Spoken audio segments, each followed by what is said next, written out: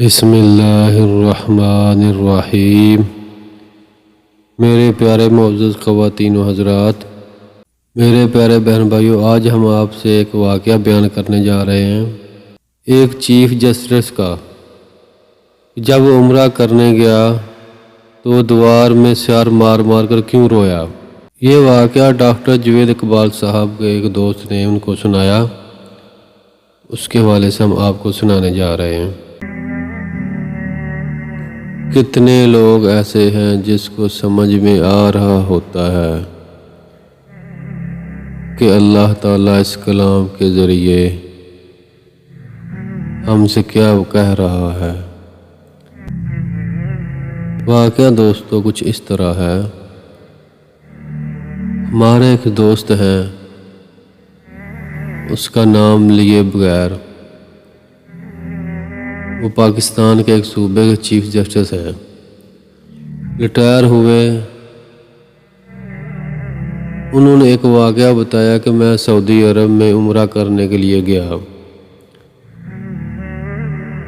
انہوں نے ہمیں پروٹوکول دیا کہ ہم پہلی صف میں نماز پڑھ رہے تھے۔ فجر کی نماز تھی۔ نماز میں امام صاحب نے کچھ تلاوت کی تو امام صاحب رونے لگے۔ میری دائیں طرف اور بائیں طرف کے لوگ بھی رونے لگے۔ میں سوچا کہ مجھے رونا کیوں نہیں آ رہا۔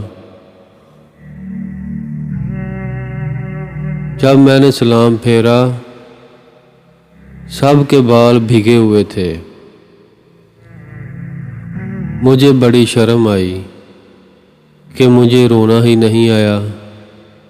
ایسی کیا خاص بات ہے؟ میں نے ساتھ والے سے پوچھا۔ اس نے کہا، آپ نے نہیں سنا؟ جب اس نے آپ کو اس آیت کا مفہوم یعنی ترجمہ جو اس طرح ہے، جس میں اللہ تعالیٰ فرمائے گا آخرت کے دن سب لوگ کٹھے بیٹھے ہوں گے، اچانک اللہ فرمائے گا اے مجرموں تم الگ الگ ہو جاؤ۔ ایک دم دیوار گرے گی، کچھ لوگ ادھر ہو جاؤ اور کچھ لوگ ادھر ہو جاؤ۔ میں اس بات کے خوف سے ہوں کہ ہم کہیں دیوار کے پرلی سائڈ پر تو نہیں ہوں گے۔ وہ جو چیف جسٹس تھے اس وقت تو نہیں رویا، لیکن اپنے کمرے میں آ کر دیوار میں سر مار مار کر رویا کہ میں قانون کی اتنی کتابیں پڑھی ہوئی ہیں، پر ایسی بات کی سمجھ نہیں آئی کہ اللہ تعالیٰ نے ہم سے قرآن پاک میں کیا کہا ہوا ہے۔ قرآن کی کتنی ایسی صورتیں، ایسی آیتیں ہیں، اللہ تعالیٰ اس میں قسمیں کھا کر فرماتا ہے۔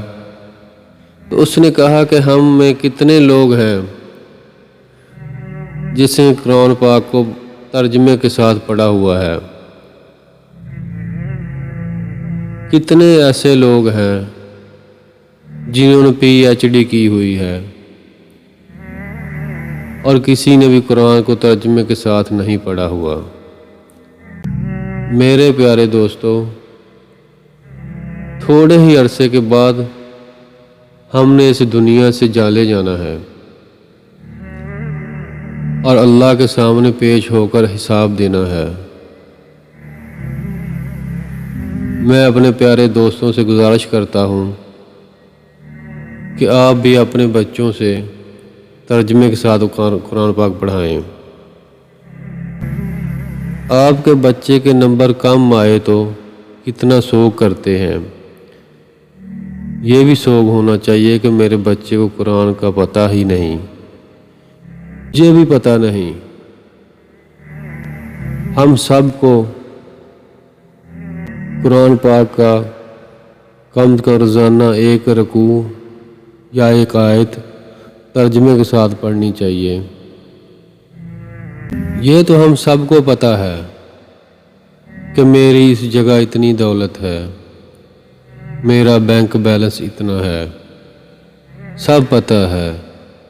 اے میرے دوستو، ہم کو بھی چاہیے کہ قرآن پاک کو ترجمے کے ساتھ پڑھنا اور سمجھ کر پڑھنا چاہیے۔ آپ کوشش کریں، قرآن پاک تو خود سکھاتا ہے۔